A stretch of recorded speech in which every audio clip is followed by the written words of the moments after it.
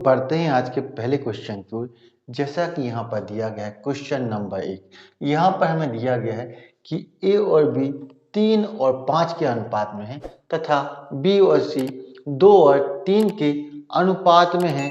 तो क्वेश्चन में हमसे यहाँ पर पूछा जा रहा है कि हमें यहाँ पर ए रेशु बी रेशु सी का हमें यहाँ पर मान बताना है। तो यहाँ पर जैसा कि दिया गया है कि ए और बी 3 और 5 के अनुपात में है, तो हमें यहाँ पर ए और बी के नीचे यहाँ पर 3 और 5 को यहाँ पर लिख देना है तथा हमें यहाँ पर दिया गया है कि बी और सी 2 और 3 के अनुपात में है, तो हमें अगली लाइन में बी और सी के नीचे 2 और 3 को यहाँ पर रख देना है। अब यहाँ पर ध्यान से यदि हम देखेंगे तो यहाँ पर खाली स्थान है और हमारे यहाँ पर खाली स्थान है, तो यहाँ पर हमें खाली स्थान को फिल करना होता है। तो खाली स्थान को यहाँ पर भरने का तरीका होता है कि यहाँ पर खाली स्थान के पास में जो संख्या है उससे यहाँ पर हम खाली स्थान को भरते हैं। तो यहाँ पर खाली स्थान के पास में 5 है, तो 5 से यहाँ पर हम खाली स्थान को फिल कर देंगे। इसी प्रकार यहाँ पर खाली स्थान के पास में 2 है, तो 2 से यहाँ पर हम खाली स्थान को फिल कर देंगे। अब हम इन संख्याओं के बीच में यहाँ पर हमें गुणा करना होता है, तो इनका हम आपस में गुणा कर देते हैं। अब यहाँ पर 3 का 2 से गुणा करेंगे तो यहाँ पर 6 आएगा। इसी प्रकार यहाँ पर 5 का 2 से गुणा करेंगे तो यहाँ पर 10 आएगा। इसी प्रकार 5 का 3 से गुणा करेंगे तो यहाँ पर 15 आ जाएगा। अब यदि यह किसी एक संख्या से कर रहे हैं तो इनको काट दो, यदि नहीं कर रही तो यही हमारा आंसर होगा 6:10:15, जो कि बिल्कुल सही है और जो कि ए है। तो बढ़ते हैं आज के नेक्स्ट क्वेश्चन की ओर।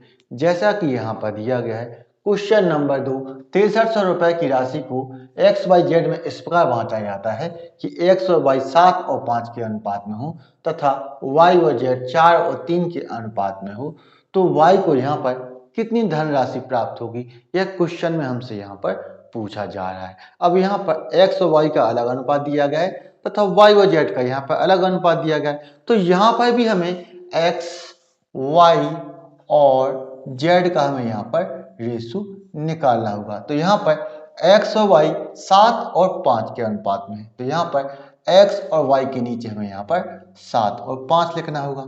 अब यहाँ पर वाई और जेड का यहाँ पर 4 और 3 अनुपात दिया गया है, तो वाई और जेड के नीचे हमें यहाँ पर 4 और 3 यहाँ पर लिखना होगा। अब यहाँ पर 5 है तो यहाँ पर 5 आ जाएगा, यहाँ पर 4 है तो यहाँ पर 4 आ जाएगा। अब हम इनका आपस में गुणा कर देते हैं, तो यहाँ पर 7 का 4 से गुणा करेंगे तो यहाँ पर 28 आएगा। इसी प्रकार 5 का 4 से गुणा करेंगे तो यहाँ पर 20 आएगा। इसी प्रकार 5 का यहाँ पर 3 के साथ गुणा करेंगे तो यहाँ पर 15 आ जाएगा। तो यहाँ पर टोटल कितना हो रहा है, 15 और 20 35, 35 और 28 63, तो यहाँ पर 63 यूनिट हो रहा है। ये 63 यूनिट है, क्वेश्चन में 6300 रुपए के बराबर है। इस क्वेश्चन में 6300 रुपए के बराबर है कि 63 यूनिट का मान यहाँ पर 6300 है। तो यहाँ पर यदि 63 यूनिट का मान 6300 है तो 1 यूनिट का मान यहाँ से हम निकालेंगे, तो 63 से इसको काटेंगे तो ये कटेगा 100 बार, यानी कि 1 यूनिट का मान यहाँ पर 100 निकल के आ जाता है कि 1 यूनिट का मान यहाँ पर 100 है। तो क्वेश्चन में हमसे क्या पूछा जा रहा है, क्वेश्चन में हमसे यहाँ पर y का मान हमसे यहाँ पर पूछा जा रहा है, y का मान पूछा जा रहा है, यानी कि हमसे यहाँ पर 20 यूनिट का मान हमसे यहाँ पर पूछा जा रहा है। तो यदि यहाँ पर 1 यूनिट का मान 100 है, यदि 1 यूनिट का मान यहाँ पर 100 है तो 20 यूनिट का मान, तो यहाँ पर 20 से यहाँ पर हम 100 का गुना करेंगे तो यहाँ पर हमारा 2000 निकल के आ जाता है, जो कि हमारा बिल्कुल सही आंसर है और जो कि हमारे यहाँ पर बी है।